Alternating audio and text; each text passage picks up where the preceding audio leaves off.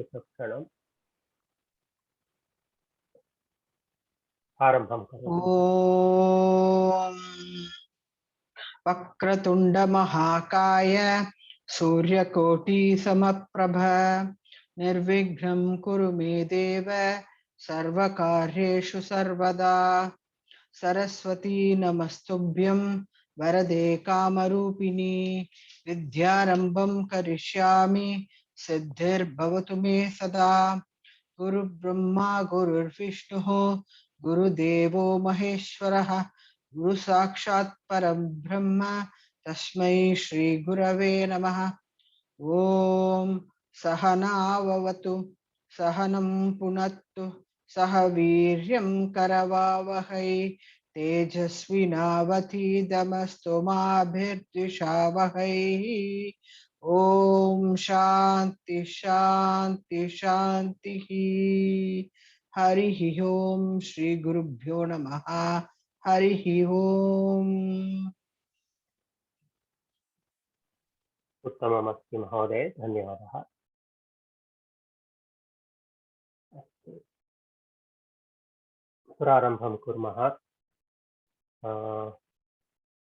गतकक्षायाः विषये वा गृहकार्यस्य विषये कोऽपि प्रश्नाः सन्ति वा, सन्देहाः सन्ति वा?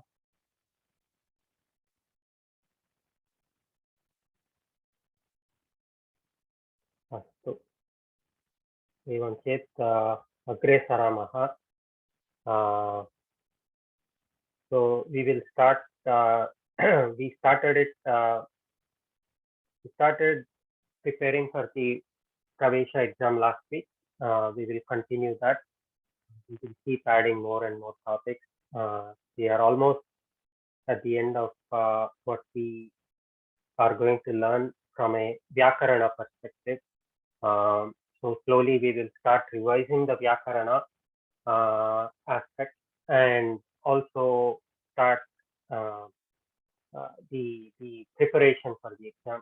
So the exam itself mainly has two components at a high level. One is the Vyakarana component, which forms approximately 60% of the total question total mark. The remaining 40% is Subhashitas, Prahelikas, Katha, and all of those. But luckily for us, the 40% is fairly easy, fairly straightforward. It's mostly memorization, and we have a choice of answering it in Sanskritam, English, or the local language from where the of the Samskrita Bharati that is conducting the exam. We are taking the exam through Tamil Nadu, Dakshina Tamil Nadu. So those of you that are familiar with Tamil can read and write, have the option of answering the questions in Tamil also for the 40%. I think for others also you have that option, but for the most of us, we have an option to write it in English if we choose to, and all of the 40% is memorization. So it won't take more than a week or two to go through all of that.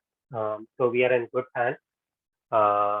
If there are topics in Vyakarana that you would like us to start revising, please think about it and let us know. We will start focusing on that. If there are concepts that are not very clear, one second.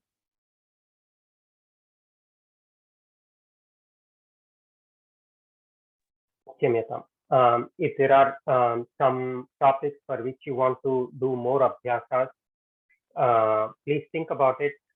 Send a message or let me know. Let us know. We will start revising. Bhanu Mahodaya? Vadatu Mahodaya. People who have finished the Pravesha exams, what should be done with us? Oh, you are welcome to continue with us, Mahodaya. So if you find value in doing the abhyasas with us, you are welcome to stay with us. You are welcome to stay as long as you want.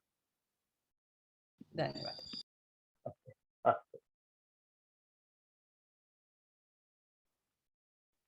प्रश्नाः सन्ति वा? नो चेत् अग्रे सरामः।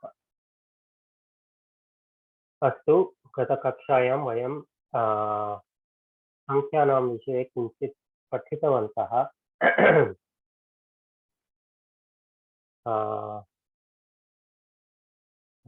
सङ्गणकं दर्शयामि, दृश्यते वा? आम् महोदय। संख्यानां विषये वयं किं ज्ञातवन्तः गतकक्षायां? संख्या तु नामपदानि सन्ति, न तु क्रियापदानि. So they are namapada, so they have vibhakti, vachana and linga. The special thing is only sankhyas 1 to 4 have linga bedam or vachana bedam, linga bedam actually. So एकः बालकः परन्तु एका बालिका, द्वौ वृक्षौ परन्तु द्वे लते, etc. So 1 to 4 they have linga bedam. 5 onwards there is no linga bedam. So pancha balakaha, pancha balikaha, pancha phalam. Whether it's napumsaka, strilinga or pumlinga, pancha remains pancha, shat remains shat, sapta remains sapta. They don't change according to the linga, but from 1 to 4 the linga matters. So ekah balakah, eka balika, ekam phalam. So as we can see, not only does it change based on the linga, it is also having a visheshana visheshya bhava. So we cannot say ekah balika or ekam balakah, etc. So ekah balakah. So balakah pumlinga ekavachana prathama vibhakti. Therefore eka should also be pumlinga ekavachana prathama vibhakti. एवमेव एका बालिका एकं फलम्. वयं विभक्तिरूपाणि अपि दृष्टवन्तः. एकः for पुंलिङ्ग, एकम्, एकेन, एकस्मै, एकस्मात्, एकस्य, एकस्मिन्. एवमेव स्त्रीलिङ्गे एका, एकाम्, एकया, एकस्यै, एकस्याः, एकस्याः, एकस्याम् इत्यादि. The one thing to note here is Eka Shabda will be in Ekavachana only. So the number one, one boy cannot exist in Dvivachana or Bahuvachana. It seems obvious, but we make mistakes since we learn the Vibhakti table for all three vachanas. We mistakenly think that there is Dvivachana and Bahuvachana for the number Eka, for the Shabda Eka, Parantu Eka Shabda tu Sarvada Ekavachane Eva Bhavati. So this is the Eka Vibhakti forms Pumlinga, Strilinga, Napumsaklinga. So this is what we had started studying last time. Any questions about this?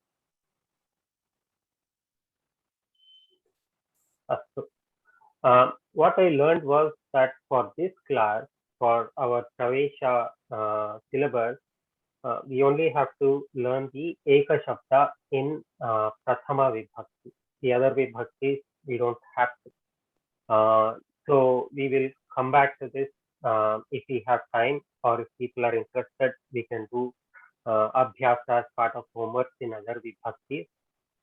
The only thing to note is ekah balakah, eka balika, ekam phalam. Banu Mahodaya, Vadatu Mahodaya. if you want to use it like Saptami Vibhakti Prayoga Nagare or Pale, can you say, then you need to say Ekam Pale or Ekasmin Pale? You tell me. I told you that it has the Visheshana Visheshya Bhava. So you tell me. What does Mahodaya, but I thought you said that we are going to learn only Prathama Vibhakti in this class. That's why I'm asking. So the questions will also be in Prathama Vibhakti only. The concept doesn't change, right? So Ekaha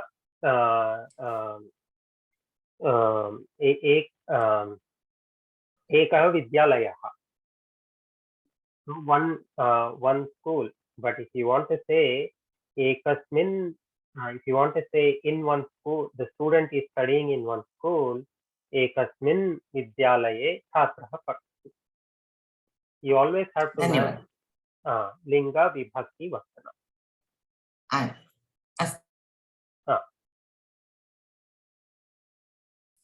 प्रश्नाः सन्ति वा? पृच्छतु महोदय।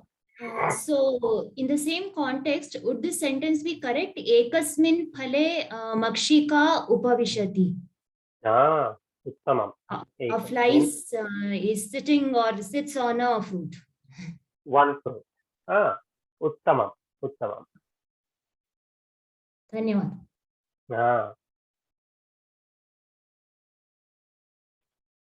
एकस्यां देव्यां मम भक्तिः अस्ति।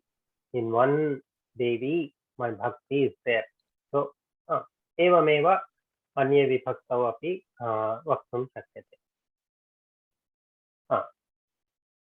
So same way for the as we said, numbers 1 to 4 are linga dependent. So number 2, we had studied dve, but we didn't know that that was the Napumsakalinga form that we had studied. The number 2 also has the Pumlinga and Strilinga form. So dvau balakau kaha dve balike dve phale. Let me put it in presentation mode. Dvau balakau dve balike dve phale. So balakau, we know balakaha, balakau, balakaha. So balakau, we know 2 boys. By default, balakau, even if you don't have dvau, it means Namaste Mahodaya. Namaste Mahodaya. Namaste Shamyatam. अस्तु, चिन्ता मास्तु। बालिके, balika, balike, balikaha. We know balike anyway means 2 girls. But if you want to be explicit about it, dve balike. Same way, phalam, phale, phalani in prathama vibhakti. So dve phale. So dvau balakau. Notice that dvau rhymes with balakau. Dve balike, the a rhymes with the a in the balike. Dve phale, again there is a rhyme. So that's easy. That's one way to remember. Again, they have the Visheshana Vishesha Bhava, and it is obvious, but I mean it is it's logical, but it's not very obvious until we think about it. But the number 2 will always exist in Dvivachana only.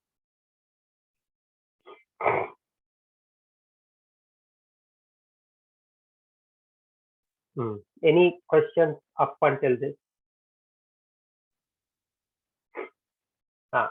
So there is a alternate way of specifying the number 2. If you cannot remember these forms. So before we go there, Srividya Mahodaya, why it is Taha and not Asti here? Dvivachanam. Balakau is Dvivachanam, and what is the rule? Staha. So what is the rule that we are applying here? Or the concept? Concept is if you it is 2 boys.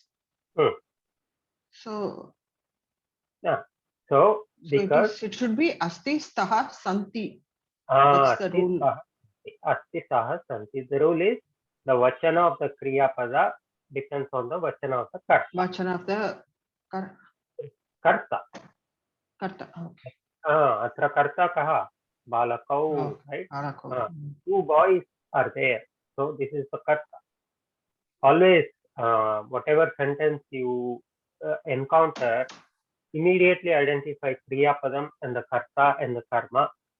Then 90% of the job is done. We can easily get the meaning as long as we are able to identify these correctly. So get into the practice of, as soon as you see a sentence, what is the karta, what is the karma, what is the kriya. Same way, balike dvivachana saha, it follows the vachana of the kriya padam follows the vachana of the karta padam. Astu. Manumadya, this is Krishna. similar to Tat Shabda, no? This Tau Te Te. सह तौ ते सा ते ताः तत् ते तानि. So ते तौ ते ते उत्तमम्. That is another way of remembering. धन्यवादः. Sanskritam also provides us a different form for the number 2. Instead of remembering dvau dve dve, there is a notion or a concept called dvayam. So if you attach dvayam to any pratipadika, then that becomes a pair. So balaka dvayam, balika dvayam, phala dvayam, shikshaka dvayam, shikshika dvayam, bhakta dvayam. So attach dvayam to any pratipadikam, then it takes on the notion of 2. Parantu, just like in English, pair, it's pair to change, or duo, duo, duo, Angla bhashayam vadami khalu, vadamaha khalu, pair. So that will be in Ekavachana. So think about it. Balaka dvayam asti. Why asti? Because a set of 2 boys exists. So the set itself will be in Ekavachana. A group of 2 people, a set of 2 people, or the duo of the boys exists. Even in English, it will be Ekavachana. So, dvau balakau saha parantu balakadvayam asti. And when you use dvayam, there is no linga. So, balakadvayam, balikadvayam, phalat.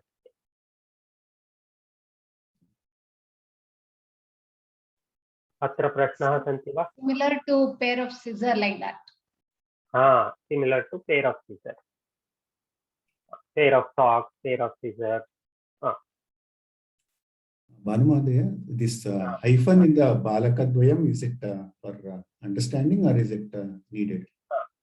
Hyphen doesn't have any grammatical notion. It's only for our convenience in reading. That's all. Because earlier when we were combining Namapada or different pada, this one Namapadas, we were not putting that, right? So I was just getting confused when we are saying Rama Lakshmana, whether we should, because Lakshmana is 2 or Rama, because Rama Lakshmana I'm writing, that's why I should make it Rama Lakshmana. So how will you make sure that it's... So it is always one word only. The hyphen is only for our ease of reading. That's all. Rama Lakshmana is one word. Even if you put Rama dash Lakshmana, it is still the same. Nothing about it changes. Remember, language is oral. The writing notions are all our inventions for our convenience. Whether we put a danda as a full stop or you put a dot as a full stop, it really doesn't matter, right? It's only for our convenience while reading. The dash is only strictly for convenience. So we have encountered Rama Lakshmana before, that's why I stopped putting the hyphen. The dvayam, we are saying it for the very first time, so that's why I put the hyphen. The next time we encounter this, I'll drop the hyphen. That's why I color code it also to highlight. And that is allowed in the rules, is it? Like only the last Namapada will elongate depending on the how many Namapadas are preceding it. Like Rama Lakshmana. Rama Lakshmana Bharata Shatrugnaha. Satya. Because then it will be Bahuvachana. Ramaha, Rama Lakshmano, Rama Lakshmana Bharata Shatrugnaha. But if you flip the order, Shatrugna Bharata Lakshmana Ramaha, yeah, the last word will have the appropriate method. So instead of Rama Lakshmano, it could be Lakshmana Ramau. Shishya Guruhu, because Guruhu, Guru Guravaha. Shishya Guruhu, if you want to talk about Guru and Shishya. But if you say the other way, Guru Shishya, which is the most common way, what will it be?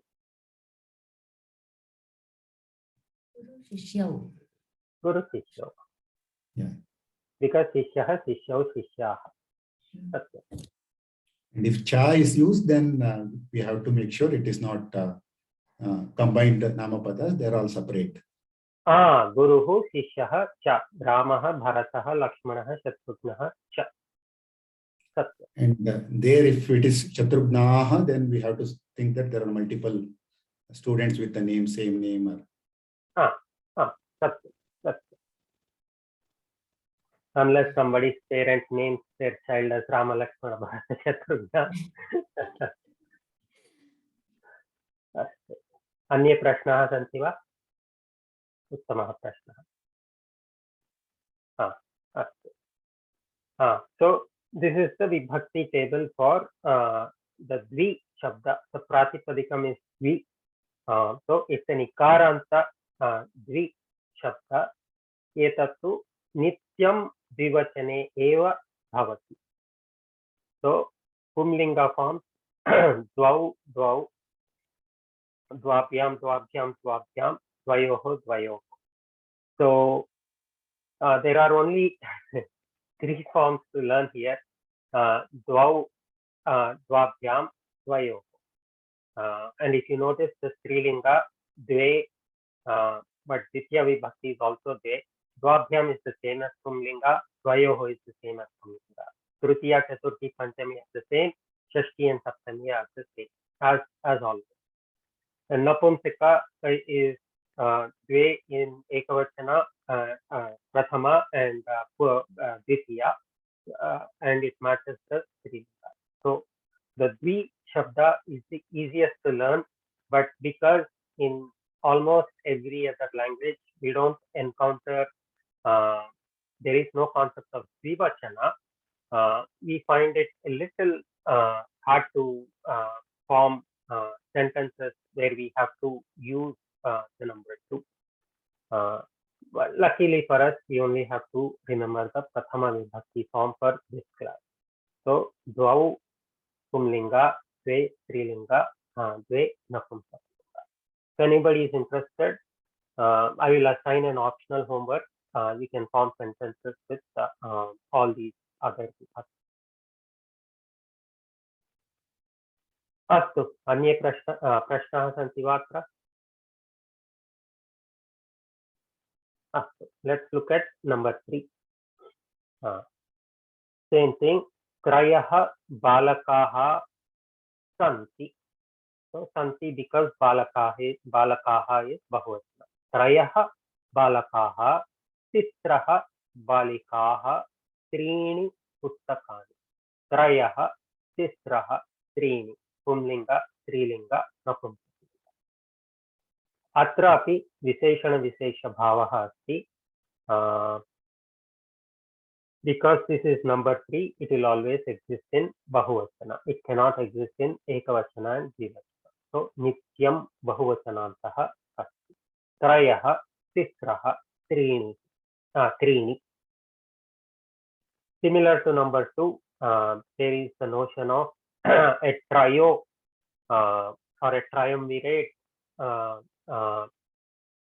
which incidentally the number 3 in English is derived from 3 in Sanskrita, and so has the number 2 from Dvi in Sanskrita and in many other languages. Astu. So if you add the word trayam to any pratipadika, it will take on the notion of a set of three. So balaka trayam, but the new word is going to be in ekavachana. So balakatrayam asti, not balakatrayam santi. That will be wrong. Balakatrayam asti. Balakatrayam, balikatrayam, phalatrayam. So trayam is the same regardless of the linga. So if you don't remember trayaha, tisraha, trini, when you are forming a sentence, when you are speaking, just append trayam to the pratipadikam, you will get the notion of three. So balakatrayam, balikatrayam, phalatrayam. अत्रापि विभक्ति रूपाणि सन्ति अस्ति सन्ति त्रि प्रातिपदिकमस्ति नित्य बहुवचनान्तः. तो त्रयः, त्रीन्, त्रिभिः, त्रिभ्यः, त्रिभ्यः, त्रयाणां, त्रिषुः पुंलिङ्गे. एवमेव स्त्रीलिङ्गरूपाणि अत्र सन्ति, नपुंसकलिङ्गरूपाणि अत्र सन्ति. फरस् त्रयः, तिस्रः, त्रीणि. These are the three things to remember. त्रयः स्यूताः, तिस्रः छात्राः, female students or महिलाः, त्रीणि मंदिराणि, etc.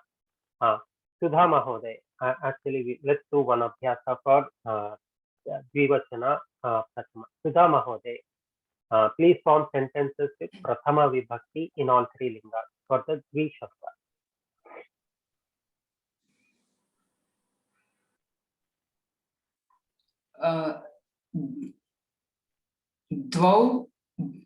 द्वौ बालकौ ग्रन्थालयं द्वौ गच्छतः. द्वे बालिका क्रीडाङ्गणे बालिके द्वे बालिके क्रीडाङ्गणे क्रीडितः.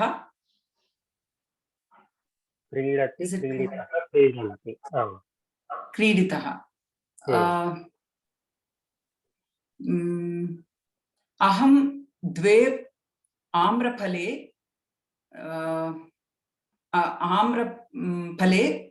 खादामि. उत्तमम्. द्वे आम्रफले खादामि. द्वे बालिके क्रीडतः. द्वौ बालकौ गच्छतः. उत्तमम् उत्तमम्. लक्ष्मी महोदय, सेम अभ्यास फॉर त्रि शब्द. ओके. त्रयः बालकाः सन्ति. We have already done that. We have already done that. Okay.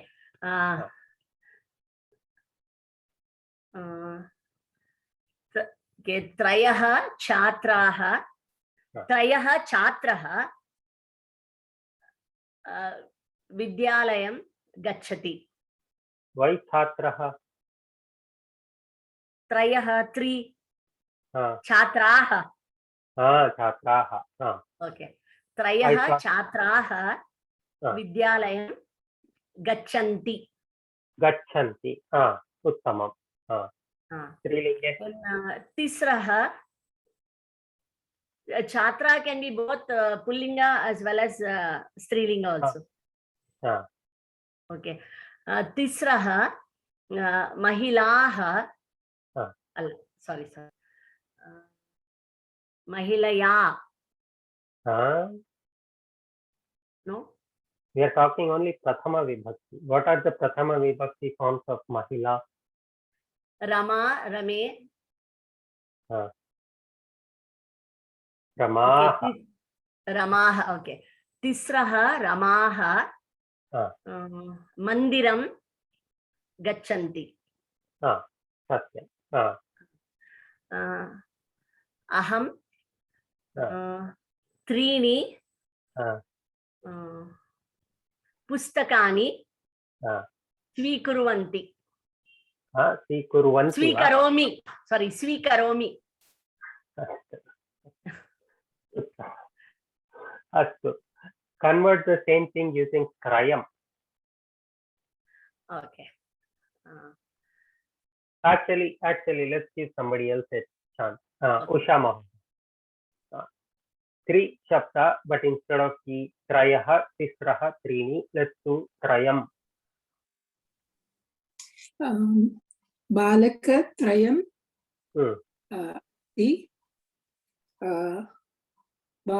बालकत्रयं विद्यालयं गच्छति, बालिकात्रयं मन्दिरं गच्छति, फलं त्रयं अहं फलं त्रयं खादामि. उत्तमं. फलं त्रयं न फलत्रयं. Oh, phalatrayam, sorry. Yeah. Pratipadikam. You have to add trayam to the pratipadikam.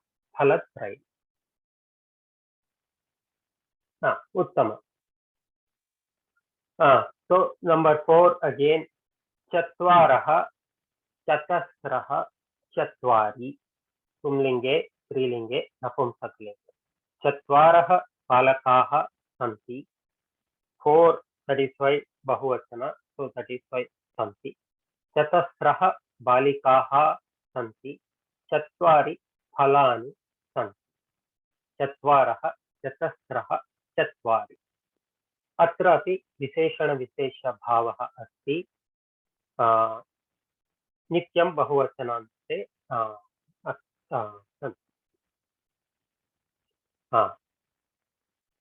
just like we saw dvayam and trayam, there is a notion of something called chatushtayam, a set of 4, a group of 4.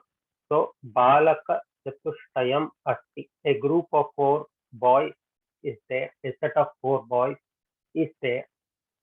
Balika chatushtayam asti, phala chatushtayam asti. Again, chatushtayam is appended to the pratipadika, and the end result will be in ekam. Chatvaraha, chatasraha, chatvari, always in bahuvachana.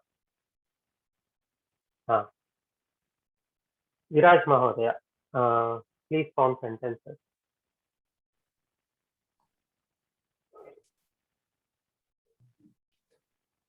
चत्वारः बालकः ग्रन्थालयं गच्छन्ति.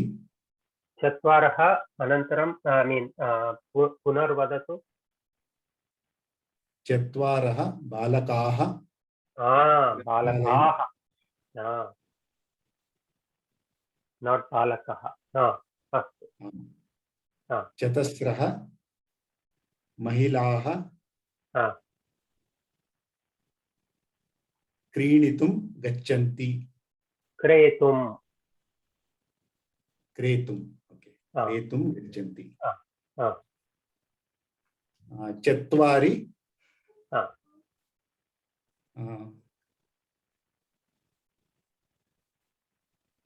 फलानि नामः आम्रफला.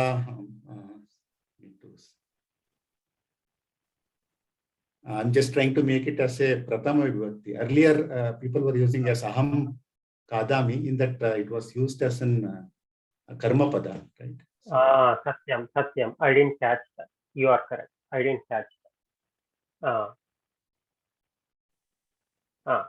Chatvari. Chatvari falani namani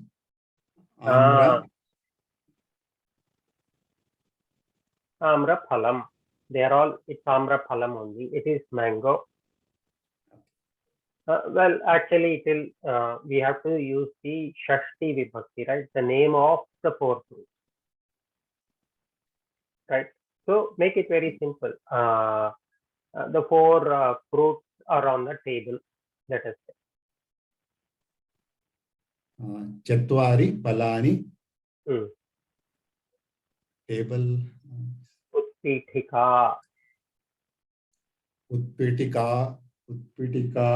उत्पीठिके सन्ति.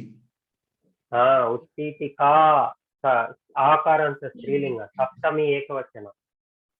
स्त्रीलिंग उत्पीठिकायाम् उत्पीठिकायाम् उत्पीठिकायां सन्ति उत्पीठिकायां सन्ति अस्तु उत्तमम्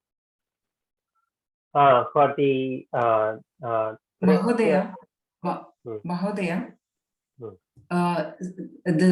yeah, Strilinga, is it Chatasraha or Chaturasraha? Chatasraha. Dhanyawad. Mahodaya was right. When we use Trini Phalani Khadami or Dve Phale Khadami, that is in the Dvitiya Vibhakti form karma, that is not correct. Dve Phale Saha, etc. Trini Phalani Santi. Uttamam. Vijay Menon Mahodaya, do the same abhyasa but using Chatushtayam.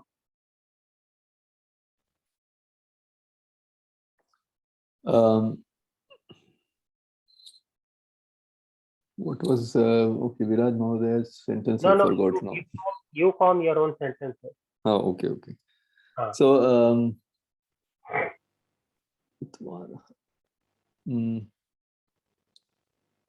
Balaka Chatushtayam Vidyalayam Gacchanti.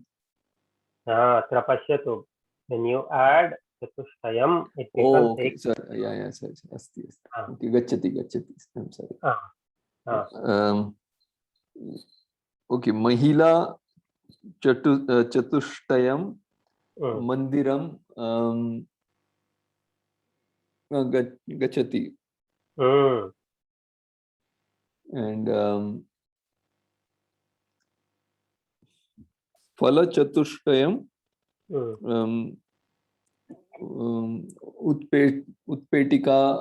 Utpetikayam Asti. Utpitikayam. Utpetikana Utpitikayam. Astu. Uttamam. Balaka Chatushtayam Gruham Gachanti. Mahila Chatushtayam Mandiram Kshamyatam Gacchati. Mahila Chatushtayam Mandiram Gacchati. Phala Chatushtayam Utpitikayam. Uttam.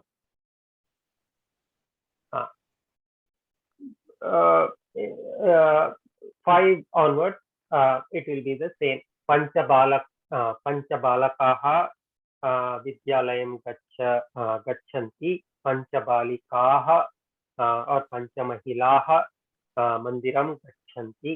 Panchaphalani Utpitikayam Santi. Same way, Shat. It will be the same for all 3 lingas.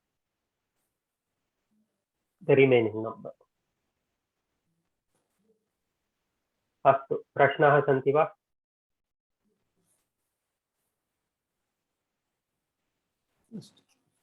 अस्तु नो चेत् अग्रे सरामः। Mahodaya, Shamyakta. Mahodaya. पृच्छतु। So for the question Kati, so should when the answer will be like Kati Skyutaha Santi, so we should have to say Pancha Skyutaha Santi, right? Prashna, ask the Prashna again. What is the Prashna? When I am using Kati. No, I understand your question. There is a mistake in the question form you use. Repeat the question form. Kati? Kati Skyutyaha Santi? Bahuvachana. Skyutaha. Okay. How many bags are there? Like I want to say. अहं जानामि अवगच्छामि भवत्याः प्रश्ने किञ्चित् दोषमस्ति कति स्यूताः सन्ति, right? Not स्यूताः सन्ति. How many bags are there? Even if the answer is 1, if you don't know ahead of time, or we won't. Kati Syutaha, Kati Balakaha, Kati Balikaha. Ekah Balakah अस्ति. Kati Balakaha santi, Ekah Balakah अस्ति. or dvau balakau स्तः. So but for if I have to say for 3, Hmm. so trayah स्यूताः santi, right? Satya. Or I can't pancha say स्यूताः. like Hmm. just 3, I can't say. So I have to use Why? because Yutah is pulling up. Visheshana Vishesha Bhava. All the numbers 1 to 4 will have the Visheshana Vishesha Bhava. So, Trayah Balakaha. It's not Trayah Pustakani or Trini Balakaha.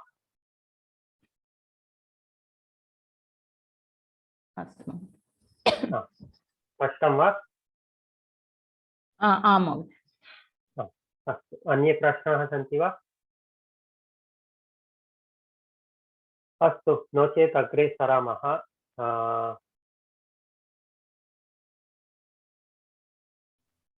We started studying Atmanepadi.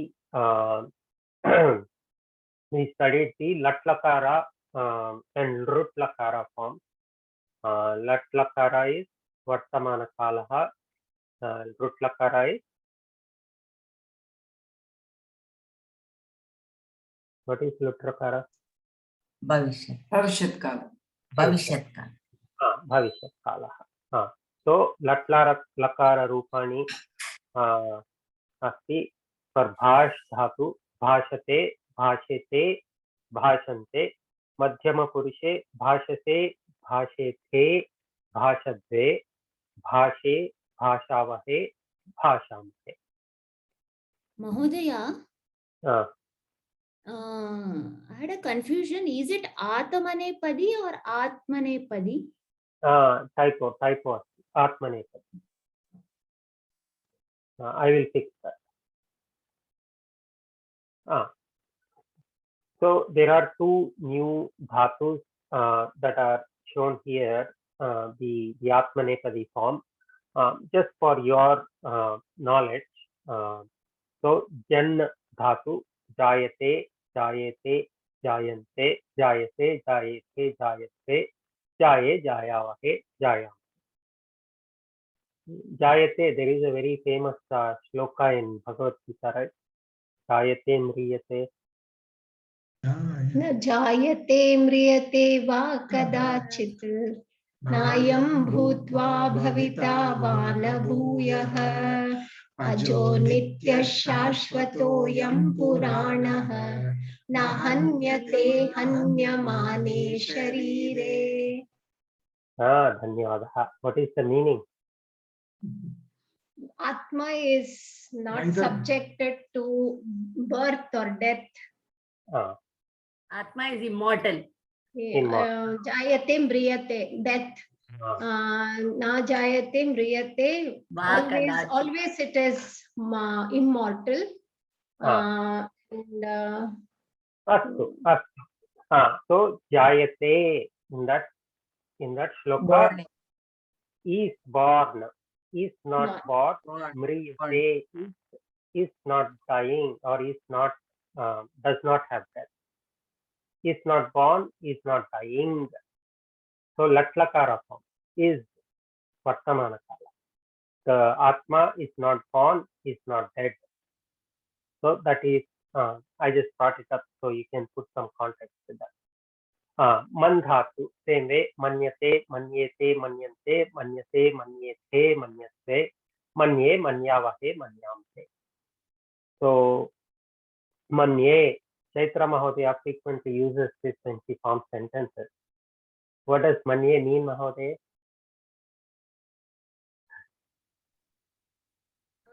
Do I use this, Mahodaya? I don't even know. I'm not even aware that I use this. I think. Chintamastu. That's good. That's good. I'm complimenting. Evam va. Dhanyavada. Manye artah kim, Mahodaya? Manye. Something related to thinking or? I think, or it is my opinion. Oh, okay. Since it is Latlakara, it is more appropriate to call it I think. or I think Uttama Purush. Aham manye. Aham manye. Mahodaya, what is manye? Regard. Regard. I regard. Thank you. Dhanyavad. Astu. Shlag dhatu. Sumitra Mahodaya used this last time. Shlag. What is Shlag Mahodaya?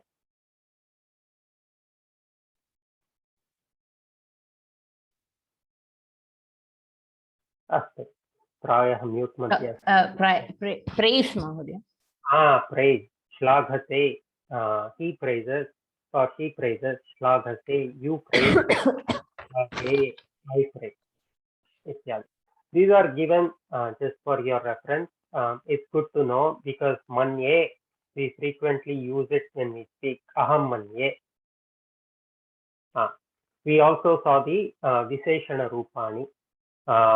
Here also there is a typo. I will fix it, and it is not just bhash dhatu, it is for several dhatus. I'll fix the heading. Kru dhatu. Kurute, kurvate, kurvate, kurushe, kurvate, kurudve, kurve, kurvahe, kurmahe. He does, you are doing, I am doing. Evameva dvivachana bahuvachana. Da dhatu also takes special forms as we saw. Datte, dadate, dadate, datte, again, this is mistake. Dadate, dadadve, dade, dadvahe, dadmahe. Dadmahe we encounter in many slokas. Does anybody remember any? Astu, chinta nasti. Pach dhatu. Pach dhatu is the same as the other dhatus, but we added it in the Vishesha form because the Bhavishyat Kala form takes the special form. Trai, we haven't seen trai before. Trayate, trayete, trayante. What is trayate?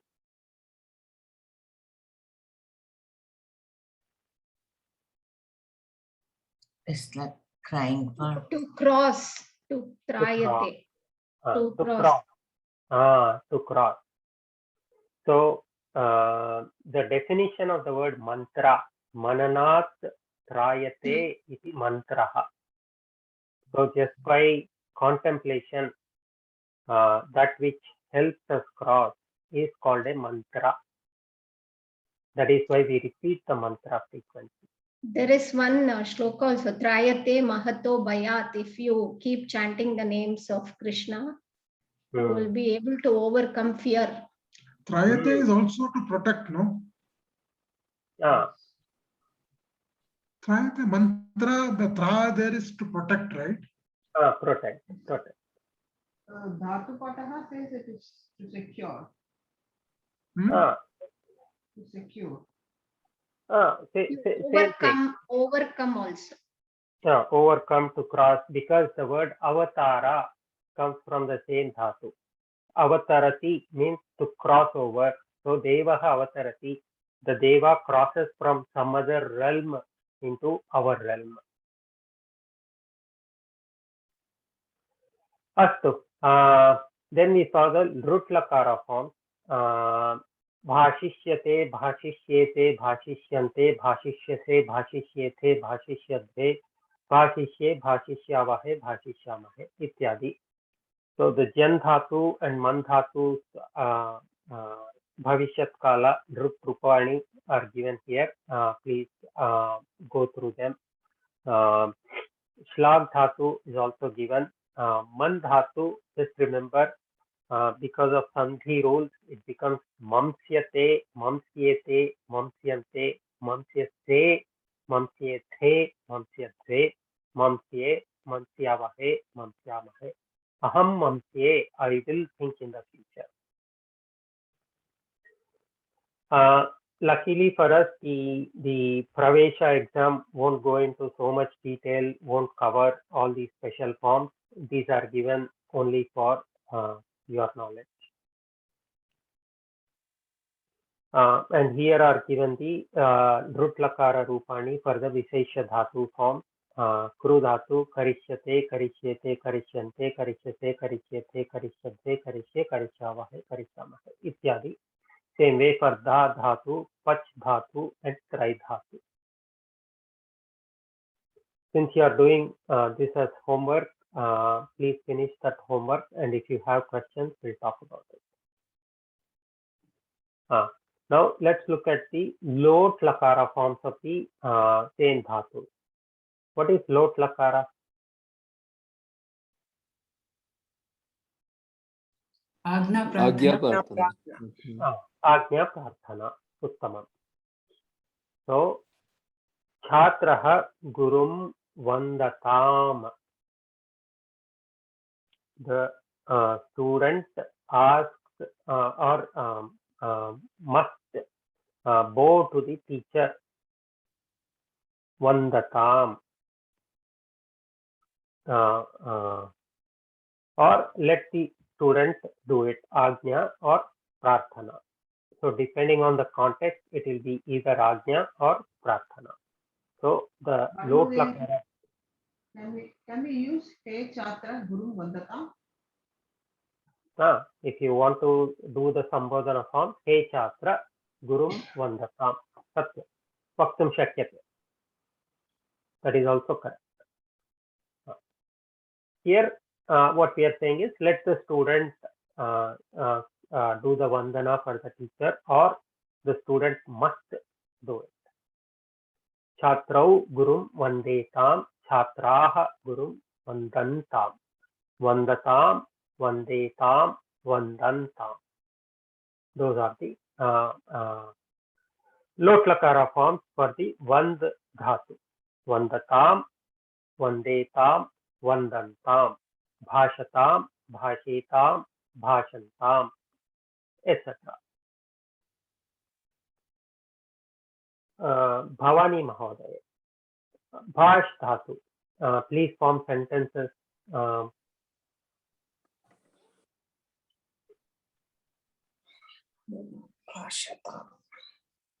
actually pick any dhatu here and form 3 sentences in 3 vachanas.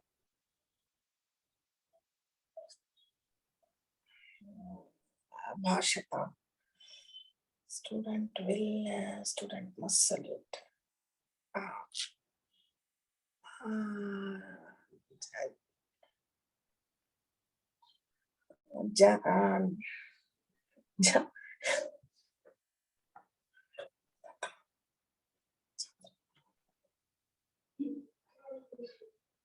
Okay, Janakaha or Janakam Putram Bhashatam. Yeah, what is the meaning?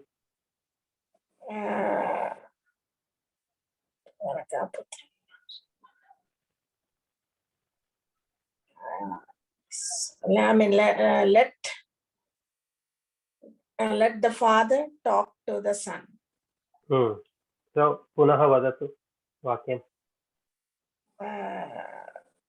Janakaha Putram Bhashatam. Astu. Dvivachane, bahuvachane.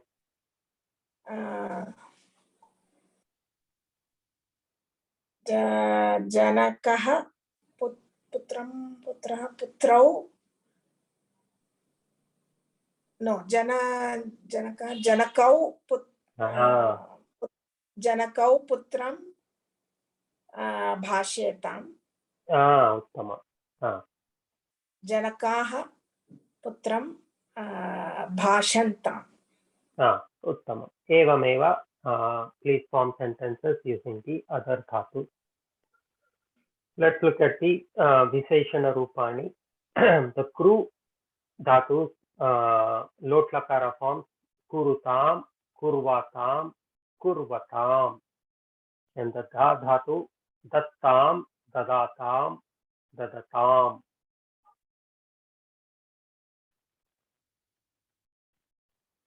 So those were the Prathama Purusha. The Madhyama Purusha forms Vandasva, Vandetham, Vandadhvam, Tvam Kurum Vandasva, you must do the vandana to the teacher. Yuvam gurum vande tham. You must, you too must do vandana to the teacher. Yuyam vandathvam. You all must do it. Vandasva vande tham vandadhvam. Sumitra, Is it Gurum or Gurave? Gurave? what will be Gurave? If it is Gurave, what is the vibhakti? Namaha it will be. Gurave means. Chaturthi vibhakti, Mahodaya. Gurave will be Chaturthi vibhakti. Chaturthi vibhakti. It will come with Namaha, no? Namaha. When you use Namaha,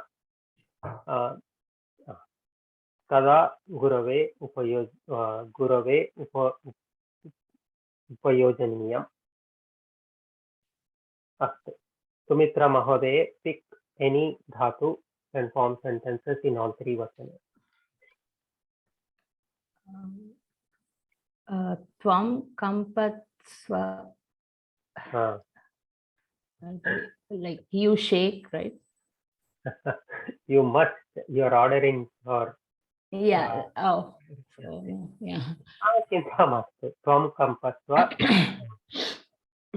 Yeah. Okay. Yeah. Yeah. It's I'll say okay. yeah. It doesn't make logical sense as long as it makes grammatical sense and you understand the concept. What is? Sorry. Tvam. I'm sorry, I'm having cough. Like I'm. Okay. Yes. We can. I'll do it little bit later. Chinta mastu. Bhagya Mahodaya.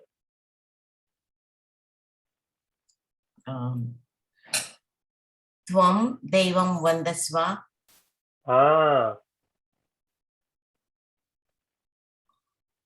Anantaram. Oh, okay.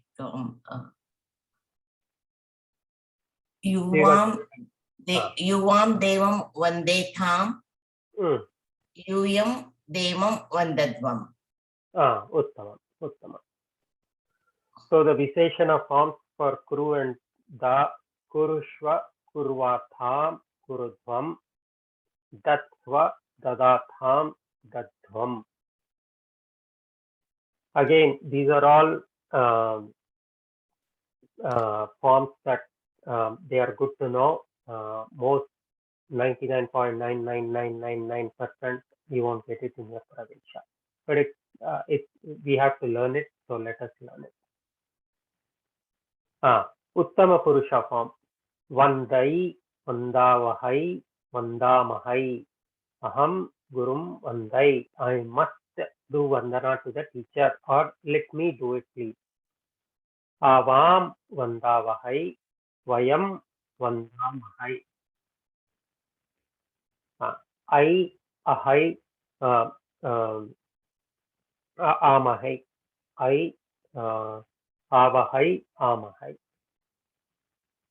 Here, Asva, Etham, Adhvam. And here, Atam, Tam, Etam, Antam. Except for the special forms, the regular forms will have that ending. Vandai, Vandavahai, Vandamahai. Tasya kramah asti. Hemanti Mahodaya, please form 3 sentences using any dhatu. Okay. Namaste Mahodaya. Namaste. Okay, I will use Vach.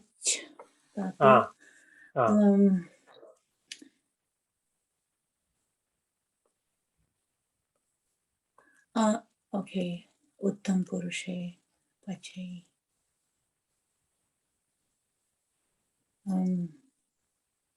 Let me cook in the evening. Simple sentence. Okay. Aham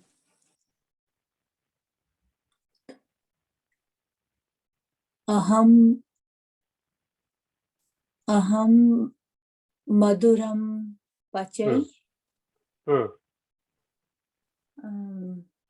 But is that Lot lakar, if I say aham, that's not correct, is it? Aham maduram pachai. That means that I am making sweets. But that's No. not. That is the lat lakara form. So lot lakara, let me make sweet. So let's say somebody in your family doesn't want, you are on a diet and you are not supposed to make sweet. So you are saying, let me make sweet.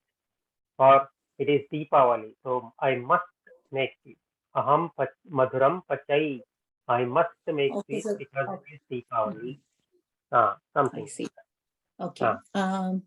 Avam maduram pachavahai. Vayam maduram pachamahai.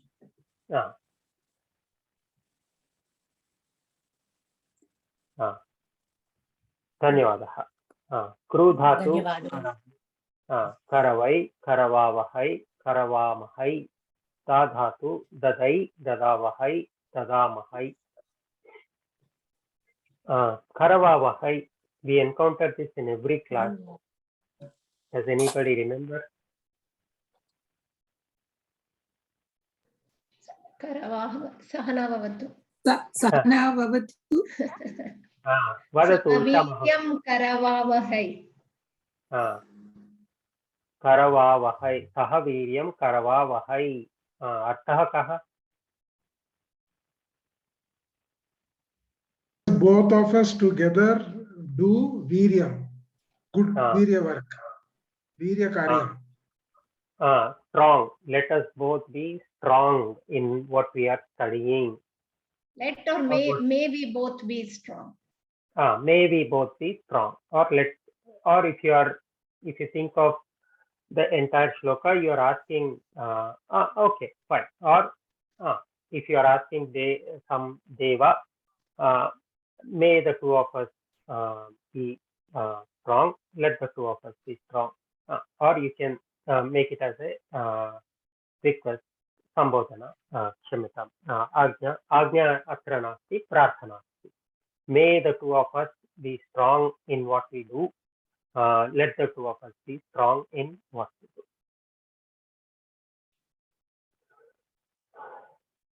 Let us do an abhyasa. These forms will come into memory easily. Bala Mahodaya, Prathamam Karotu Krupaya. शिक्षकः पाठं भाषते.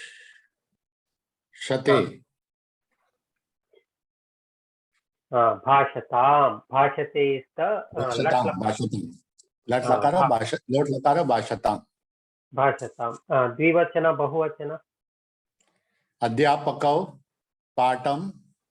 You'll have to give me the table. Adhyapakau patam bhashetam. Adhyapakaha patam bhashantam. Adhyapaka bhashatam. Adhyapakau bhashetam. Adhyapakaha bhashantam. Uttama. Dhanyavadaha. Dhanyavadaha. Chaitra Mahodaya, etat karotu.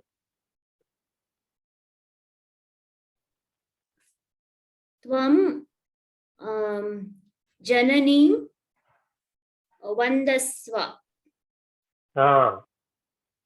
May you salute the mother. Atra jananim, atra anuswaraha asti, na drushyate, but there is an anuswara here. Because of the font, it is not visible. I will change the font so that it is visible. It is jananim. Dvivachana, Bahuvachana. Tvam jananim vandasva. Yuvam jananim vande tham. Yuyam jananim vandadvam. Vandadvam. Tvam vandasva. Yuvam vande tham. Yuyam vandasva. Uttama.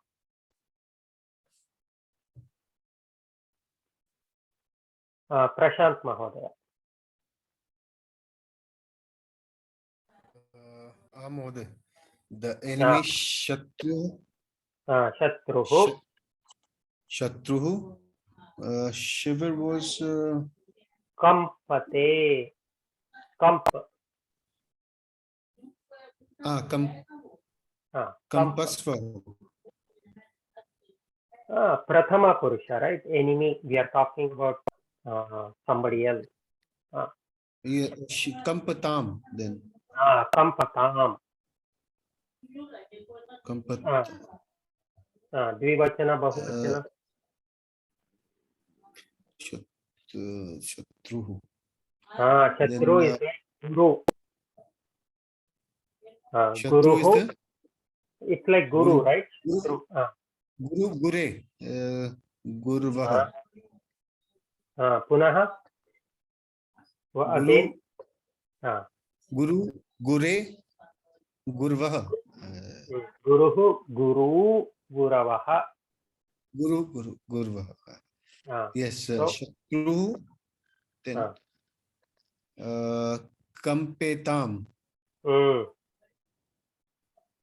And Gurvaha. Then Shatruvaha. Kampantam. Kampantam. Shatruhu Kampatam. Shatru Kampetam. Shatravaha Kampantam. Shatravaha. Uttamam. Dhanyavadaha. Dhanyavadaha. There is also one more form of Shatru, another word called Ari. It is the Ikaranta form. Ari is similar to Hari. Sri Vidya Mahodaya, if you use Ari instead of Shatru, please form sentences.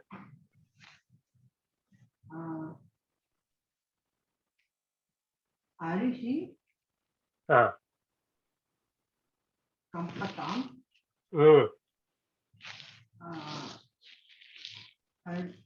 Hari.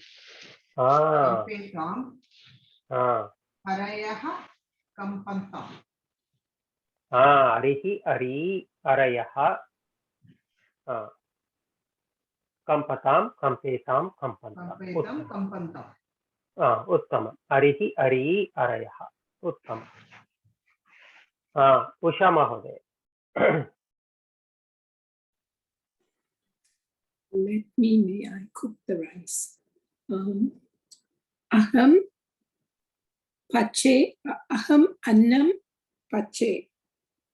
Pachai. Pachai. Yeah. Avam annam pachavahai. Vayam annam pachamahai. Uttamam. Aham pachai, avam pachavahai, vayam pachamahai. Uttamam. Sudha Mahodaya.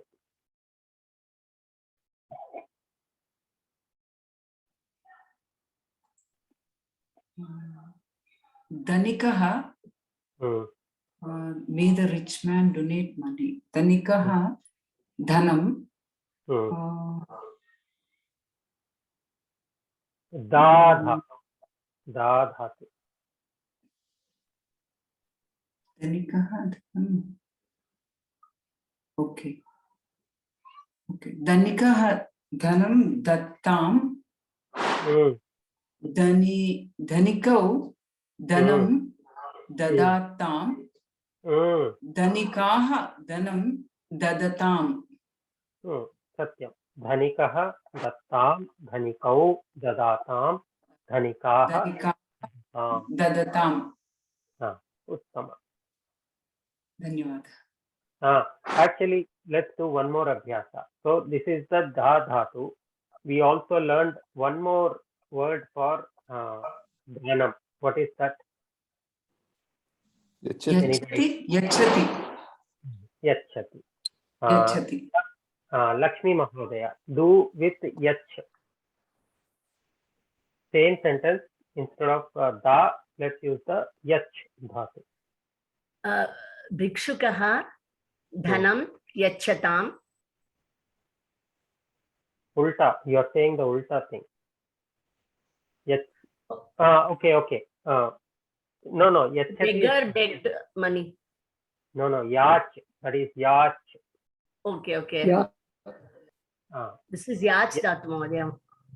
Yach is to give, yach is to beg. Okay, do the yach. Do the yach. Fine, that is fine. Yach. Okay. Bhikshukaha dhanam yachatam. Bhikshukau dhanam yachetam. No. You want me to do the other way, Dhani?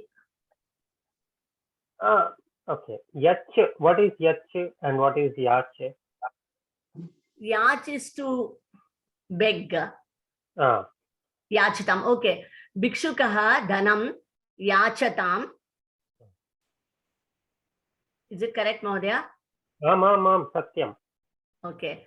Bhikshakau dhanam yachetam. Bhikshukaha dhanam yachantam. Satyam. Now, do the da dhatu, what Sudha Mahodaya had done, she said dhanikaha dhanam dattam. So, similar to da dhatu, we have yach dhatu, which means the same. Dhanikaha dhanam yachatam. Okay. Dhanikau dhanam yachatam. Dadatam. Okay. So what's the Dvitiya Vibhakti, Mahodaya? No, hold on. So only da dhatu has this special form. Dattam, dadatam, dadatam, parantu. Okay. So it'll be okay. Dhanikaha dhanam yachatam. Dhanikau dhanam yachetam. Dhanikaha dhanam yachantam. Yachatam, yachetam. Yachetam, yachantam. Is it yachatam or yachatam? Yachatam is begging. Yachatam is to give, Mahodaya. Correct. Okay. Dhanyavad. Dhanyavad, Mahodaya. Those are two different dhatus.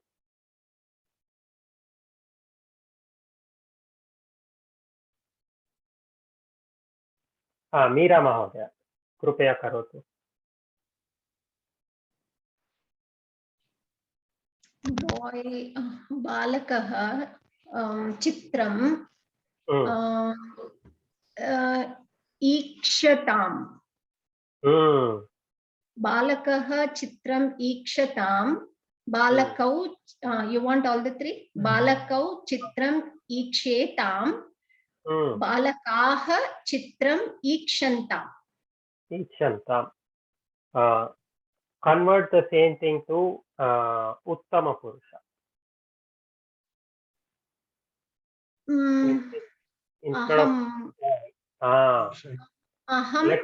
aham chitram ikshai.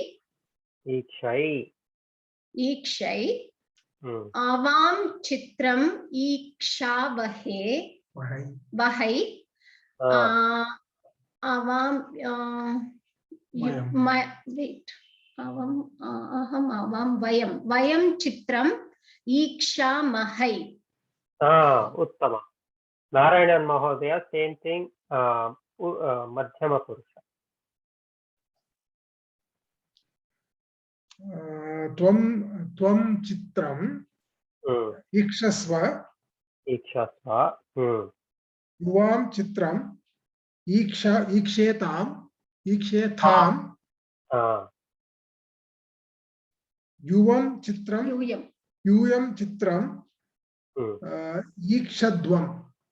ikshadvam. Uttama. Ikshasva, ikshetam, ikshadvam. Each dhatu has a paryaya padam also in Atmanepadi. Lok or alok. So alokatam, ketam, alokantam, or lokatam, loketam, lokantam. It's good to know to increase the vocabulary. It is dirgha. दीर्घायि। अस्तु, प्रश्नाः सन्ति वा अत्र? महोदय, पृच्छतु रामु महोदय। for the Kartari lot lagara, you said special that date you said. But and Ashtadhyayi they said dadatam, dadetam, dadantam is only there. No special forms I can see. Okay, दृष्ट्वा वदामि. Let me see. Okay. I think I also took it from Ashtadhyayi only. Last time also I asked that. I couldn't find anywhere else that. Okay, I will look at. Okay. I'm reasonably sure because this is also in some other book, but I may have made a mistake. Let me confirm that. अस्तु, अन्ये प्रश्नाः सन्ति वा? No. Okay, let us look at a subhashitam for the Pravesha exam. So one note about the subhashitas. So far we have studied subhashitas when we learnt a new topic. So when we learned Trutiya Vibhakti, we picked a subhashita that had Trutiya Vibhakti forms just for real life example. So from today onwards, whatever subhashitas we are going to cover in the classes, they will be part of the Pravesha exam. And luckily for us, there are 9 or 10 subhashitas in the Pravesha book. In the exam, you will be asked only from those 9 or 10 subhashitas. That is why I said the non-Vyakarana components of the exam are easy. You just have to remember what these 10 subhashitas are, by heart them, and write the meaning in English or Sanskritam or Tamil. That's all. Our job is very easy. So subhashitas are there, prahelikas are there. Prahelika means a puzzle or a riddle. And then katha, there is a story. And then at the end of each story, there is a set of questions. Even for the katha and the question and answer, it will come from the book. The questions are predetermined. The answers are also given. So you don't have to know how to read a story and understand it and struggle. This is just for practice. So if you open the Pravesha book, in each chapter there is a section for subhashitas, there is a section for prahelika, there is a section for katha. So if you look under katha, they will give you like 7 or 8 sentences of the katha and then 3 or 4 questions and the answers for them. You just have to memorize these questions and answers. In the exam, they will not give you the story and ask you the questions. They assume that you have memorized the story. They will simply ask you the question. So you only have to provide the answer. So please memorize the questions and answers. For your convenience, what we are going to do is we will combine all the subhashitas in one slide deck, all the prahelikas in one slide deck, and all the question and answers in one slide deck. So you can revise them just before the exam. Astu, as I said, this subhashita is from the Pravesha book,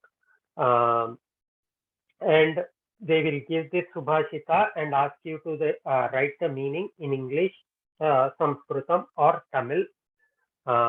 This is in the Pustakam, Pravesha Pustakam, and the page number is also given here. कस्य क्रमः अस्ति अत्र?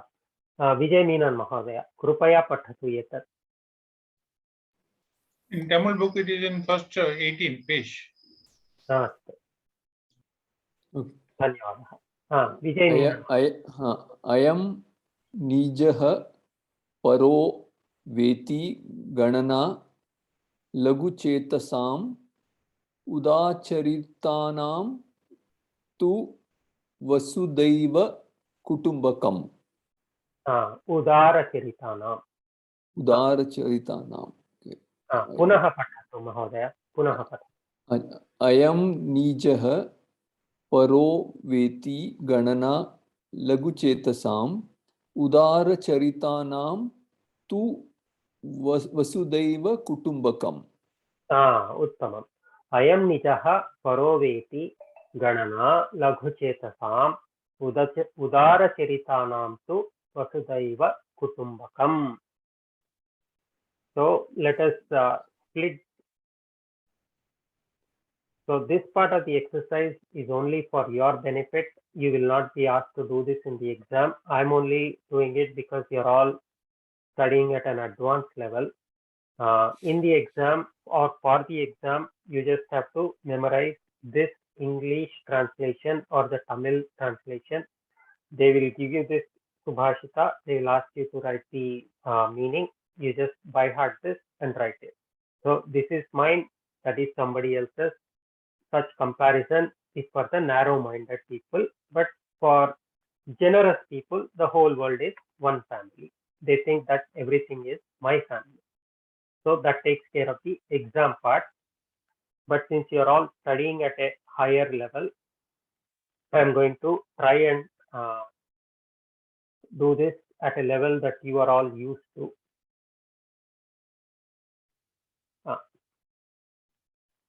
I am means this पुंलिंग इयं प्रातिपदिकमस्ति. तस्य पुंलिंग प्रथम विभक्ति एकवचन form is ayam, this, but in pumlinga form. What does iti mean?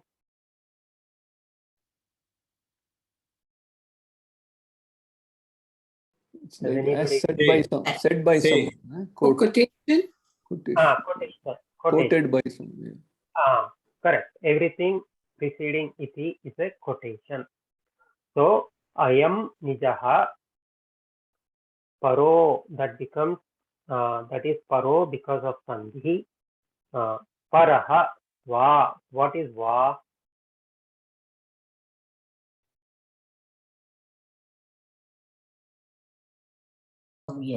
Like a question, like one meaning is it's a question. Bhavan bhojanam khadati va? Are you eating food? Another meaning of va is opposite of nijaha. So ayam nijaha paraha va. Is this mine? Nijaha, mine, or paraha, others. Ayam nijaha paraha va. Is this mine or somebody else's? Iti, thus ganana, the notion of thinking about things in that way. Laghu chetasam, small, it is the thought of a small-minded person. Chetas is the dhatu. Chetasam, bahuvachana, shashti vibhakti. Chetasam, so of small-minded people. So Viraj Mahodaya, I put a dash here just to break the word to understand it easily. But in the actual Subhashita, there is no cipher. So this is true, mine or somebody else's. Thus is the thought process of small-minded people. Udara, what is udara? Broad-minded. Generous, you know. Generous. Charitanam. Where would we usually see the naam ending? Which vibhakti? Which vachana? Shashti bahuvachana. Shashti bahuvachana. So udara charitanam means of the broad-minded people. Tu, what is tu? But. So but of the broad-minded people. Vasudha, vasudhaiva, vasudha eva. Vasudha. What is vasudha? World. Bhumi. Literal meaning is bhum. literal meaning is bhumi or earth, but In this colloquial. Eva, Only. only. Kutumbakam, family. So, of the broad-minded people, the earth is only their family. So, if we combine everything, of the short-minded people, there is a notion of this is mine, that is somebody else's, but of the broad-minded people, the whole world is their family. Mohdaya, gunana is tritiya vibhakti, no? Gunish. Ganana, tritiya vibhakti, no? Guni shabda tritiya vibhakti of gana. Ganana. So it is by gana, not of, No. right?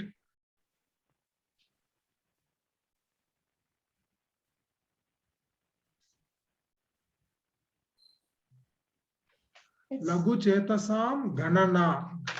Naam, it won't come naam, it is Shashti only. Which one? Guni Shabda will be Guni Na. It's not Naam. It is not naam, it's gunana only. Tritiya vibhakti gana shabda, right? We'll look at it. We'll look at it after the class. For our Pravesha exam, this is all we need to know, the meaning. We will look at Ganana. We will look at it in a minute because we still have to cover some more things.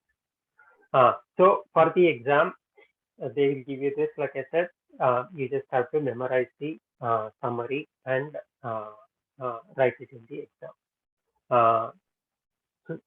Any questions about this Subhashita?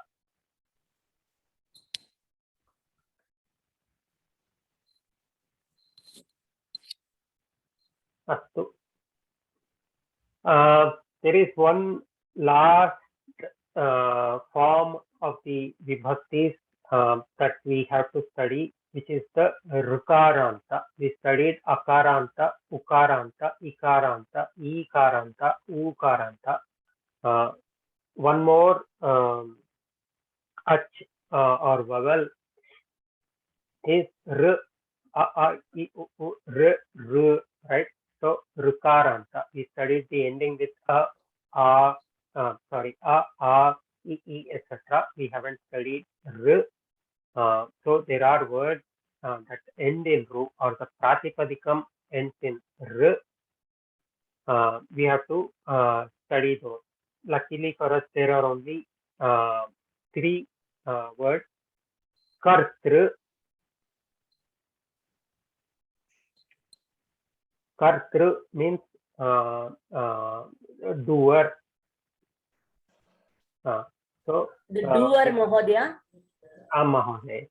Doer. Kartri is doer, the one who does. Mahodaya. So Prathama Vibhakti Karta, Kartarau, Kartaraha. So when we analyze sentences, I keep asking you, who is the Karta? Karta kaha iti. So that is from here. So Prathama Vibhakti Ekavachana form of Kartru, Karta, Kartarau, Kartaraha. He Karta, he Kartarau, he Kartaraha. Kartaram, Kartarau, Kartrun, Kartra, Kartrubhyam, Kartrubhihi. Kartre, Kartrubhyam, Kartrubhyaha. Kartuhu, Kartrubhyam, Kartrubhyaha. Kartuhu, Kartroho, Kartrunam, and Kartari, Kartroho, Kartrushu. So similar to Kartru, there is Datr, Data. What is a Data?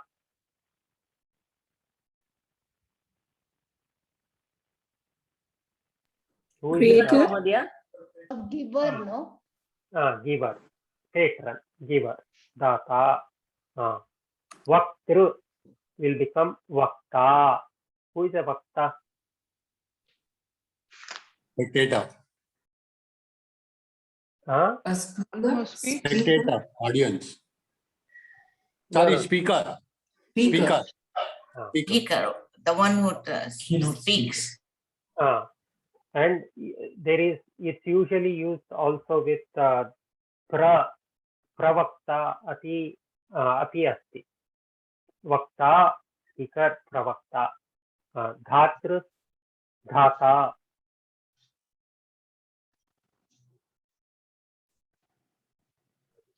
Dhata means king, Mahodaya? No. Dharati, who does, One who holds, gives. one who holds, one who protects. So for it's a paryaya padam for deva also. Creator. Creator. Vidhata iti asti khalu. Evameva. So okay, we have run up against the time. We will cover this in a little detail. There are one or two things I want to point out with the Rukaranta Shabdas. It's a very straightforward form, and I will show you how to remember the various vibhakti forms. Let us do the Mangala Shlokam, and we will stop the recording. And then if anybody has questions, I will stay back. You are welcome to ask me questions. Sri Vidya Mahodaya, Krupaya Mangala Shlokam Karoti. Om Purnamada Purnamidam Purnat Purnamudachyate Purnasya Purnamadaya Purnameva Vasishyate. Om Shanti Shanti Shanti. Harihi Om Shri Gurubhyo Namaha. Harihi Om. धन्यवादः महोदय, सर्वे धन्यवादाः. धन्यवादः महोदय.